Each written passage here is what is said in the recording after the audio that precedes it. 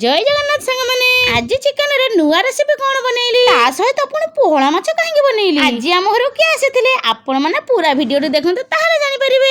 आज ओडिसा रो मोर जने दादा आसीथिले से पारादीप पोर्ट रे चाकरी करंती ए 2 मास हबो तांकर हल्दिया पोर्ट रे ट्रांसफर होई जाईची। पोर्ट पाखरु आम घर मात्र हाफ किलोमीटर। दादा प्रथम बार आज हम घर को आसीले तांको पय बहुत किछि खाइबा पय बनेइली। चिकन रे गोटे नुआ रेसिपी करबी भाबिली पाख दुकान रो कस्तूरी मेथी नै आसीली आ गोटे सुआदिया मेथी चिकन बनेइ देली किंतु दादा चिकन भलो खांती नाही एक कथा मु परे जानि परिली। तापरे मार्केट रु पोहळा माछ नै आसीली सरिष मसाला टमेटो दे पोहळा माछर गोटे सुआदिया बेसर बनेइ देली। पोहळा माछर बेसर रेसिपी मु आपण मानक सहित आ गोटे वीडियो रे शेयर करबी संग माने। दादा को खाइबा को देली भात सहित पोहळा माछ आ अल्प मेथी चिकन देली। दादा कहले पोहळा माछ बहुत टेस्टी हिची आ मेथी चिकन भेरी टेस्टी हिची। आ टिके मेथी चिकन मिलिबो संग माने वीडियो टी भलो लागितले गोटे शेयर कर देबे आ गोटे सब्सक्राइब कर देबे लाइक कर देबे। जय जगन्नाथ।